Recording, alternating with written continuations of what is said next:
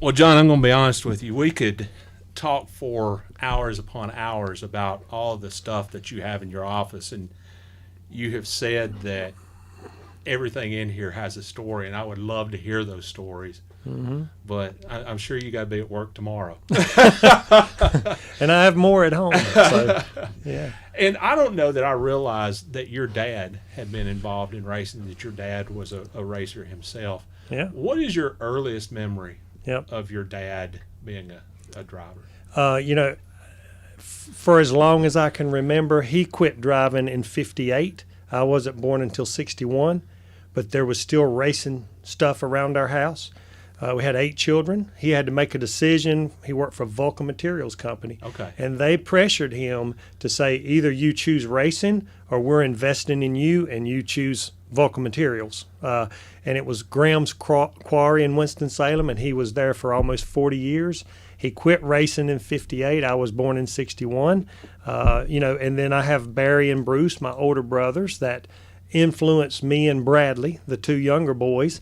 And, I remember old leather helmets.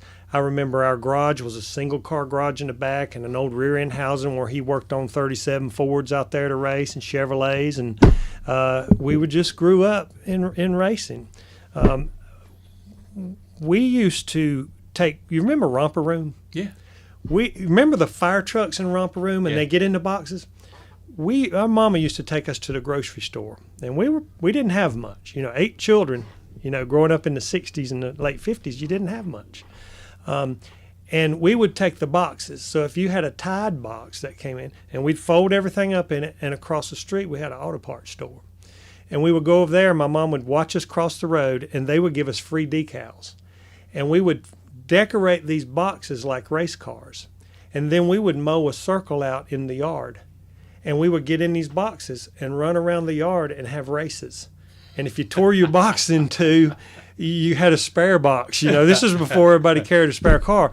And we kind of got made fun of. We grew up in Rural Hall, North Carolina, just north of Winston. Look at them Dodson boys putting a go-kart motor on an ironing board and wheels and jumping. We jumped ramps. We had a clown suit. And we'd lay under the ramp, and we'd light the ramp on fire because we went and saw Joey Chitwood do it. And we'd jump a fire on a 5-gallon bucket. We would jump bicycles, and a clown live person was laying under the ramp. And nobody was watching us at the time, parents, but it's all we knew. And I tell this story to a lot of students at NASCAR Tech, is it your passion? And while we got made fun of, we played other sports. We were those crazy Dodson boys. And we grew up and won a NASCAR championship. So it's got to be in your heart, and you got to have that passion. I just have this picture of the Dodson family motto being, "Hey, y'all, watch this." Watch this. Yeah, it was us. I remember Bruce one time jumped the ramp, and the front tire came off. It hadn't tightened, and any forks went in the ground. He just mouth full of dirt. We did everything. We jumped my sister's Volkswagen. We pushed it over, but it was just daredevils. And now, what was your sister's reaction to this? She didn't know it.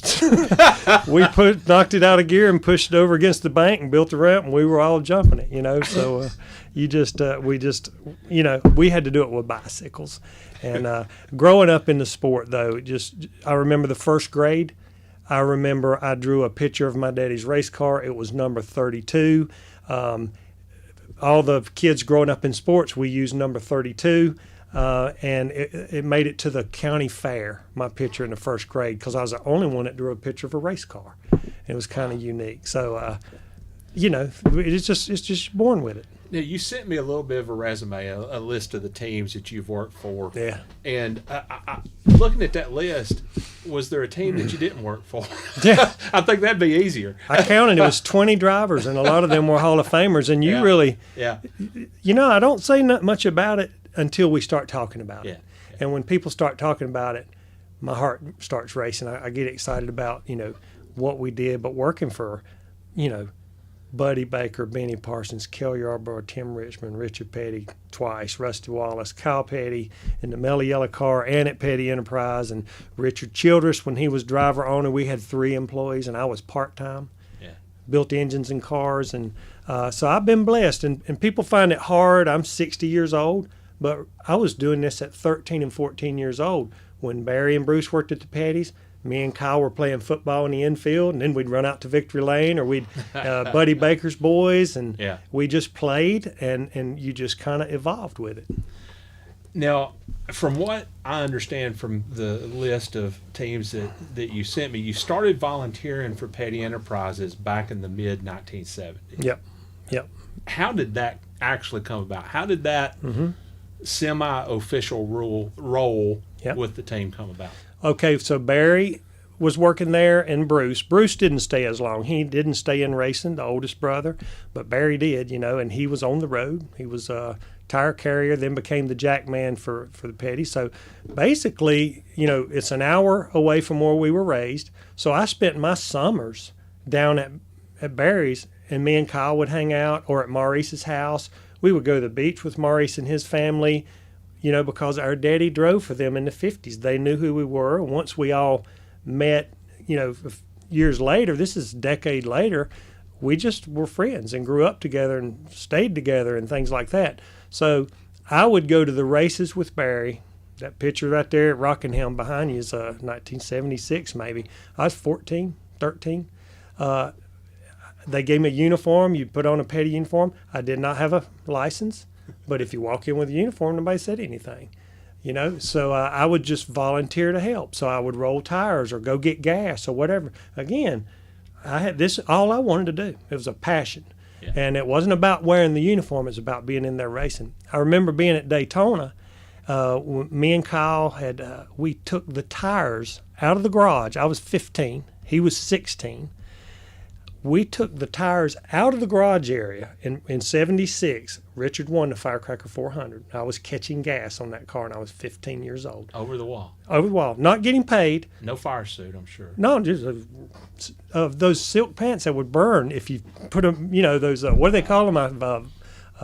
They made suits out of them in the 70s, leisure suit material. Yeah. That's what the pants were. But we took the tires out of the garage, took them to a Goodyear center in Daytona, and they trued all the tires and then came back. I mean, he mowed the field down that week at Daytona on 4th of July, but I caught gas, and I was 15 years old.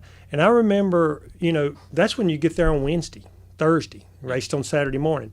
So I went to the track one day, and I went with Maurice, and I was we're at Daytona, so all the kids swim and play and all that. And I said, I think I'll stay here tomorrow. And I don't know why he overheard me. Us kids were sitting on the balcony, and we just sort of run together. And Maurice looked at me. He said, what do you mean stay here? You going to the track. I want you at the track. I was free help, but I kept my mouth shut. I worked for nothing and trusted. Did you know 5 years later, I was 19 years old, 18 years old.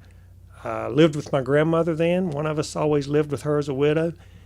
One morning, the phone rang. They woke me up, and it was Maurice Petty. He said, are you ready to come to work for me in the engine room? And he knew my work ethic. And so, it's just, I don't know. It's kind of a family knit thing. I'm blessed because Dad drove for him, knew us, respected us, but they knew that the Dodson boys were hard workers. That meant a lot. So you're 14, 15 years old. Yeah. And you're working for Richard Petty. The king, baby. At a time when that team was really at the top of its at the top of its game. I tried really, really hard not to say at a time when they were king of the hill. Yeah. But they were, them and Pearson. What was that like for you when you went back to school and walked those halls? Did you walk a little bit taller and say, I work for the king? Personally, but I didn't say anything because nobody realized it. Nobody cared. In school, nobody cared. Just we did. It was our passion, what we did. Even my immediate friends and the guys on the baseball team, I made the All-Stars in baseball. I was a good baseball player, not a decent football player, terrible at basketball. But even they didn't care. They knew that, you were at the Petty's. I remember missing an All-Star practice because I wanted to spend the day at Maurice Petty's house, and I got chewed out big time when I get back from the coach. He didn't care. This is the All-Stars, and you're going you either get on this team or not. So I didn't miss any more practices, and I hit a home run in an all-star game. But yeah, you did step higher, and but you didn't really talk to everybody about it because they didn't know it. Now the older people in town, the guys that it was muscle car era. Yeah, they knew it. They knew what the Dodson boys were doing, and was encouraged it still the crazy Dodson boys? Oh yeah, always has been. Yeah, always has been. So I'll tell you a story about that. We're at Bristol in '70. It might have been 75 or 76. We could look it up, but Elmo Langley broke a ball joint. And this is before Bristol. It was a concrete stand on the front and back stretch. This is when you had 8 or 9 people in the pits. You closed the gate when you left.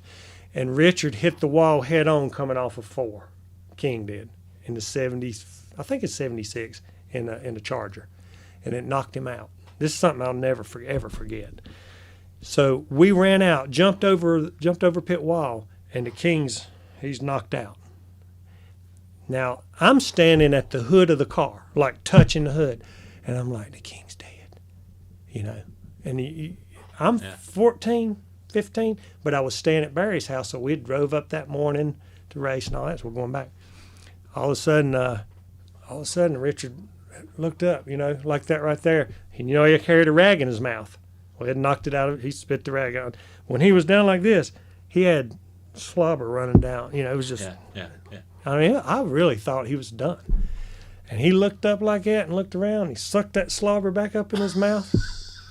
Now, how do you forget that when you're 14, 15 years old? And then, all right, he's alive. Car's mashed in head on. Get him out of the car, kind of struggles on over. You couldn't get out of the racetrack then. I don't even know if he went to the field hospital. I guess they checked him out. When he left, he was sitting in the back seat of a 16-passenger van, had the whole seat to himself, and he was leaned up on the seat in front of him, just sitting there.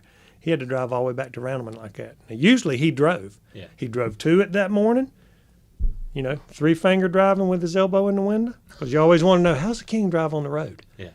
He drove like that, and then he drove home, but he couldn't drive. He was just sore. So the next day, we're in Randleman. I'm at Barry's house. I go to spend all day at the shop. Going off through the shop. Get out of here, or here, if you're going to be in here, wash these parts, or something like that. Or me and Kyle might go get shavings for the horses. Just spend your summer down there, or ride motorcycle, something like that. So I'm over there in the room with, it was Dale Emmon, Wade Thornburg, and my brother Barry that prepped the cars. Over here was Maurice's and the other side. That's where I eventually worked for Maurice. Dale hung up the phone. He said, come on, John, let's go get Richard up. 9 and 10 in the morning. Richard could not get out of bed. So we go over to Richard's house. I'm 14 or 15, running that age. Go back in the bedroom, and he's laying in the bed, just laying there in bed.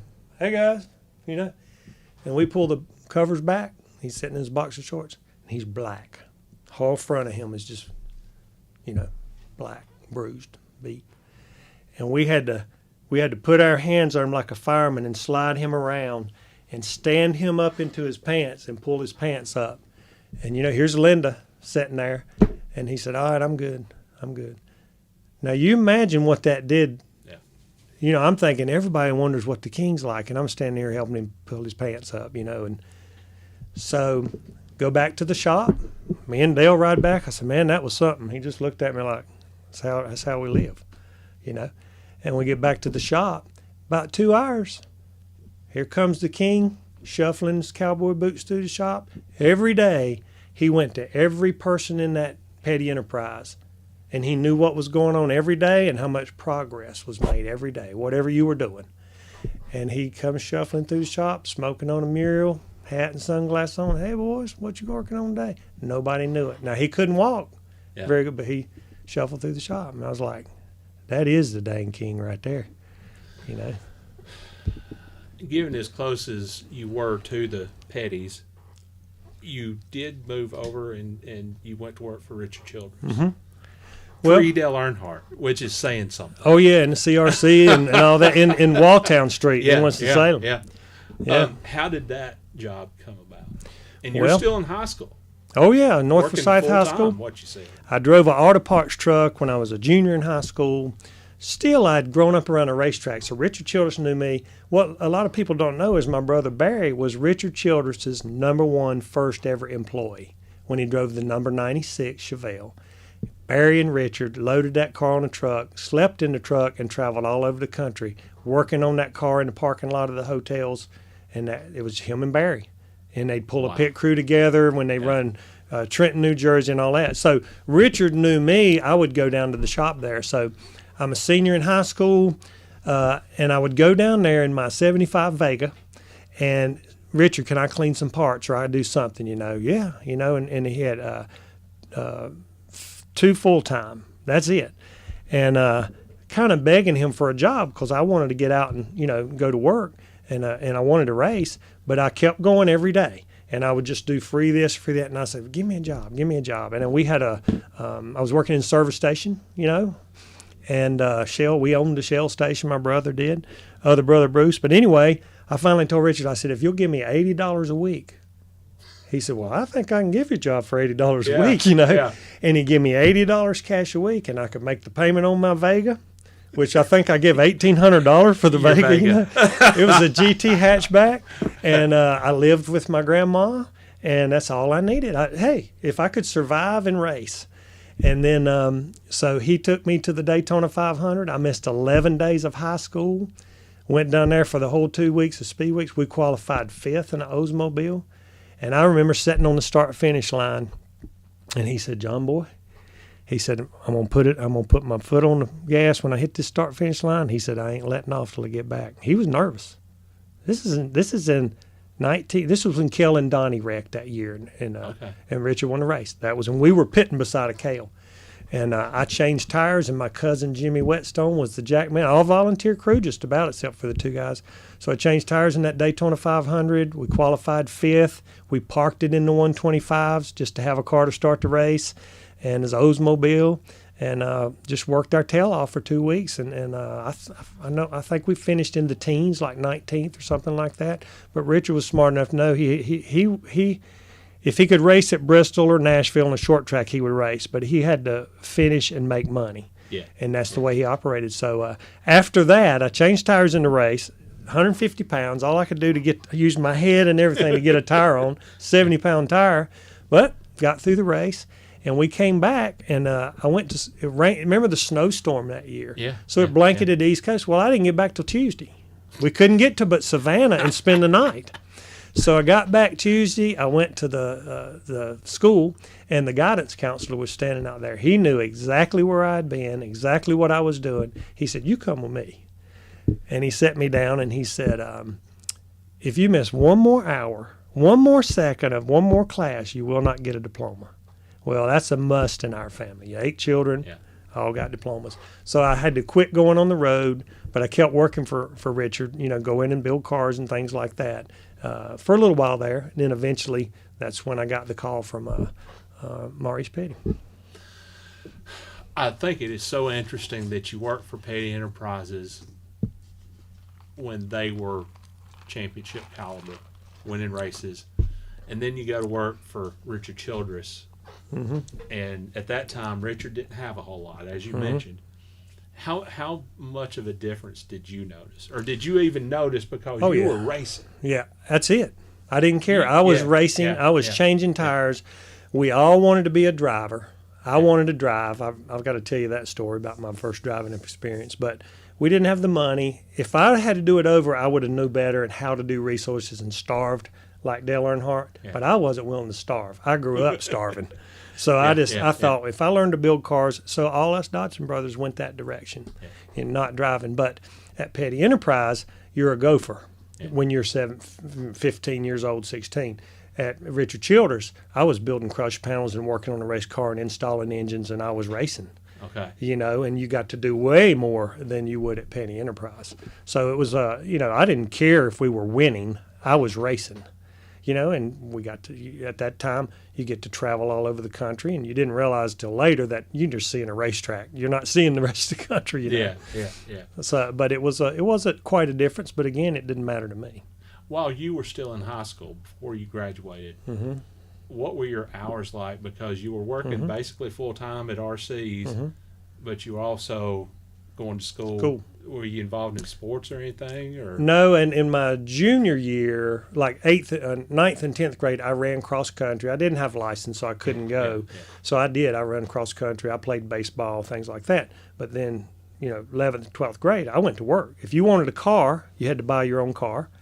Started with a Chevelle and ended up with a Vega, and so I had to buy my own car, make my own way, buy my own clothes, food. 16, 17, we were on our own. Yeah. Back in those days, nobody checked us. You were kind of on your own. So I had to have money. Had to find a way to go, and if it was racing or whatever. Now you did wind up at MC Anderson's for a little while, but then you say that you got a call from Maurice. Yep. Tell me about that. So what I did with MC Anderson's is Barry and Wayne Dalton. Wayne Dalton worked for the Pettys. He was a body man, and Barry were. They had started their own business and left Petty's. They didn't think they got paid enough, so they started building wrecked cars, fixing wrecked cars, and had their own body shop. But on the weekends, they worked for MCs, and they would go in and jack the car and gas the car, and then they would just take me along. I would drive or whatever, So I would go, and eventually that turned into me being the stagger guy, getting paid $100 a race to go to the races at MC Anderson's. So I had that stint there, and at MC Anderson's, I would go. Let's see, Buddy Baker was driving the car, then Benny Parsons, then Cale. So it was David Ift was the crew chief, then Tim Brewer and Harold Elliott went down there, and it was Cale. I would drive to Florence. I would work in a mechanical contractor shop. We're learning my skills about welding and fabricating during the week. Drive to Cale's on Thursday night or Friday morning and fly with him from Timmonsville to Michigan, Pocono, and things like that, because everybody else came from Savannah and went with the team, and I just go with Cale, who'd fly through any dang thing, any storm. He's like, "There's a storm, let's fly through it." Like, God. And then his Betty Jo would slap him in the head, and she called him Daddy. "Daddy, get us out of this." And he was scared of her. But anyway, I would go fly with Cale. So I know I'm getting off track of your question, but I want you to understand that kind of the path through. Well, I did that part-time for a long time. Then eventually, season over, living with my grandma, I came back from down there, went to work in a lumber company, but I still intended to race on the weekends. I would just go. That's when you had to have a stagger guy and measure every tire and develop stagger, so that's what I did. But I was going on the weekends, and then that's when Maurice called me, living with my grandmother, come to work for me in the engine room. So I would drive an hour a day. I just stayed there. Is this post-high school? This is after high school, okay, yeah. So I would drive from Royal Hall, North Carolina, which is north of Winston, to Petty Enterprise every day. I traded a 72 Corvette for a Gold Wing motorcycle, so I could drive. I made $4.60 an hour going to work for Maurice Petty, $4.60, and went to work in the engine room. That reminds me of David Ift one time. Got a Bud Moore come out and said, "David, I'm going to give you a raise, $1/4 an hour." He said, "But I don't want you to tell nobody." David Ift would tell this story. He said, "I won't tell nobody, Bud. I'm just as ashamed of it as you are."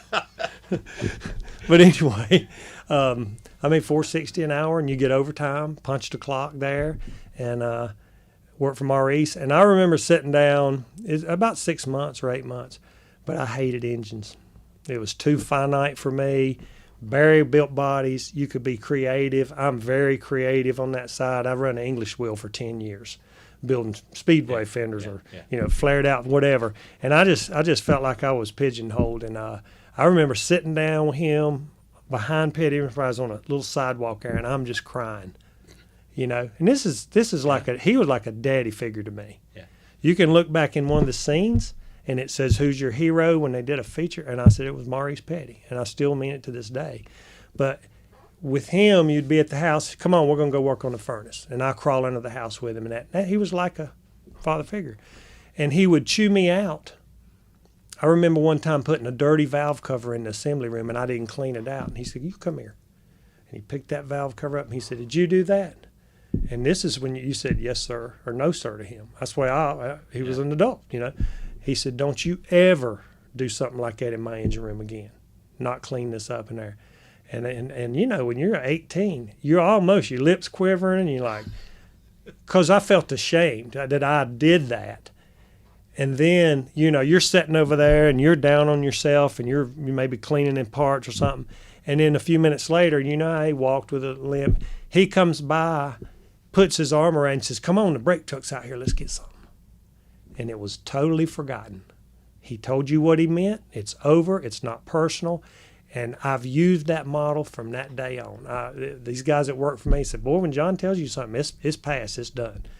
And it's why drag it up? Why let it be personal? It's like, no, this is wrong. Don't do this anymore, and you'll be fine. And when you work for the Pettys, you learned the right way to do everything. You did it one time, you took your time, you did it right, and you didn't have to go back and redo it. Yeah. Think of all the people the Pettys seated. Oh, yeah. Yeah. For decades. And then eventually, you know, they're dominated. Now, I give credit to the Wood brothers and Junior Johnson, but Steve Mill, my brother Barry, think of the crew chiefs that come out of the Pettys. Tony Glover. And everybody started running the same eventually. Think about that. They're the tree of life in NASCAR, if you ask me. You know, and then over here you got the Wood brothers, who's the family of life, just salt of the earth, best, kindest, hardworking Southern Virginia people you're ever gonna meet. So you had Richard, Mm-hmm. and you had Maurice, Mm-hmm. and you had Dale Inman. Mm-hmm. What was that triumvirate like? That wasn't fun. That wasn't fun. That was a power struggle right there. Was it really? Yeah. You know, family, you don't hold anything back. Even me and Barry, we had our times. You know, you just we eventually separated. Yeah. I went to work for Kyle in the Mellow Yellow car, and Barry and Brad was with Darrell Waltrip in the Western Auto car. Yeah. You know, so I remember one day Dale Inman saying, John, you go over and tell Maurice we want this engine. You know, and like knowing, just daring, you know. Yeah. Like they did not nobody messed with the chief. Yeah. Nobody. You know, he run the show down there. But, you know, there's friction that way. I mean, Kyle drove a couple times and left. Richard left. Yeah. Think about the dynamics of that and how it pulls on the family. Dale's a cousin. You're blood, but you're not this blood. You know, you're not a brother or sister. So he left and goes and wins championships with Bobby Labonte. Were you there when he left? No, I was already. Okay. Lord, I'm trying to remember. I think Tim Richmond, when he was Bobby Labonte, won Terry Labonte in a Piedmont car. Yeah. I wasn't there. When I was there, it was Dale and Dale, but Barry wasn't. Barry had gone to MC Anderson's, and I was back at Petty Enterprise. Steve Mill and Robin Pemberton were there with Kyle's crew chief. And, of course, Dale was the Kings, and Kyle had the 711 42 car he drove, and Richard drove the 43 when I was building engines. And then later, Robin Pemberton was crew chief on the Mellow Yellow car, and me and him got together, and we were the two tire changers. He was a crew chief, and I went there, and we sat on the pole in 92, and we Kyle, you know. So it's a Gordian knot. But the dynamic of that relationship was, you know, they didn't get along. You know, I'm telling the truth here. It's just the truth. I love them all, and I got along with everybody. But, you know, Maurice's family, there's frictions between every family. And, you know, with Dale, it was a little bit of a friction. But, you know, you can't take anything away from any of them. All of them are Hall of Famers in their own right, you know. So you said that you weren't an engine guy. You didn't appreciate being in a box. So finite, yeah. You go to Maurice and you tell him you're in tears and you tell him that you're going to move on. Mm-hmm. What was his reaction? He understood. He said, I don't want to hold you to.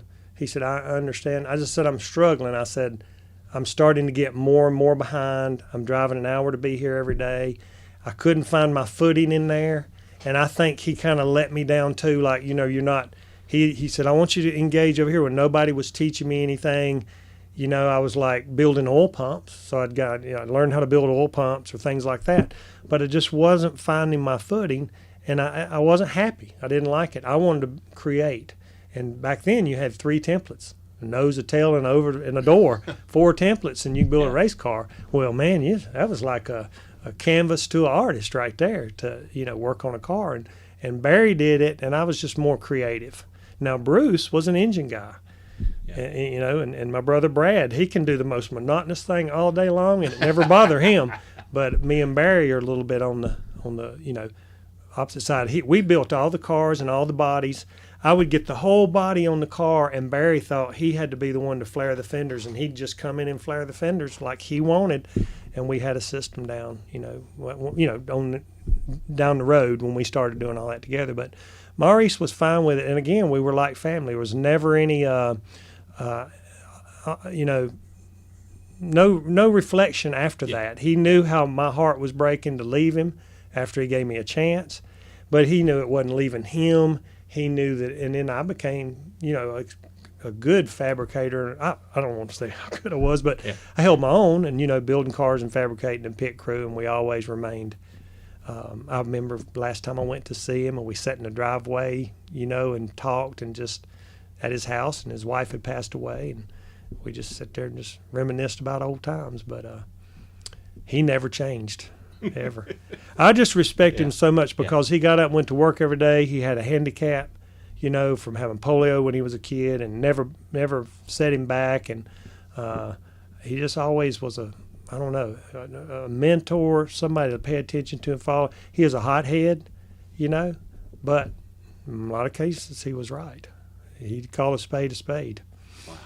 Yeah. Now, did you have the deal with MC Anderson already lined up? Okay. And then I went back. What happened there was when so I went down there. I actually lived with Barry for a while, and MC got me a job in his bulldozer building. So I was working on bulldozers and then going on the weekends with the team. Okay. So they didn't need me in the race shop. So he got me a job in the bulldozer and I was out here in Savannah, out in the game lands, 98 degrees, and you're changing a track hoe on this bulldozer. And I look over here in the water, and there's a 12-foot alligator up there. And they said, "Oh, yeah, it's pretty common, And I'm like, this is not what I signed up to do. But I worked. Where's the race car? I remember Dale McCowart, who just passed away. He's like, "Man, come over here and work on my race car." So I quit the bulldozer shop so I could be working on a race car. I'm in this building all by myself with Delma. He'd leave, he'd building swimming pools. I didn't have the resources. I didn't know what I was doing, but trying to get his cars ready. And I finally came back home. I in the middle of the day, mosquitoes was flying all around my head. I was living with Barry. I walked out of that shop, drove to Barry's house and got my stuff and drove home and didn't even tell Barry. Didn't tell David didn't tell nobody. And the Martinsville was the next race, I think, and I showed up at the track, and they were laughing. Barry, and he was hugging me. He did come back, So I would help them on the weekends. The first time I ever made $1, I volunteered for a long time. We were at Wilkesboro. No, we were at Martinsville, tying down Benny Parsons' car where you towed it on a trailer behind the truck. And we were chaining the car on the rear end, laying on the racetrack where they'd pull the truck up and then load the car. Had on jeans, and I remember helping chain that car down, and David Ift crawled under the trailer and put $20 in my pocket. He said, "Hey, can you come to Wilkesboro?" "Yes, sir. Me and my Vega will be there, buddy." Now, I made $20 racing. It paid for my gas and to go there that day, volunteering. Yeah. Next week at Wilkesboro, he gave me $20 more. $20 in 1980 was 4 tanks of gas. Now, when you worked in the engine room at Petty Enterprises, you left and went back to MC Anderson? Mm-hmm. Okay, all right. Mm-hmm. Because then when Cale came, and they fired David Ift, got rid of Benny, and put Cale in the car, Tim Brewer and Harold Elliott left juniors to go there to run a limited schedule. And I was going to be the tire stagger guy on the weekend. So that's why I worked at home in Rural Hall, and I would travel there to the races. And that's when I started going with Cale and got paid like $100 a race to go and do stagger. We won 4 out of 16 races that year running to the limited schedule with Cale in the 27 Valvoline bad car. It was a bad race car. Buick.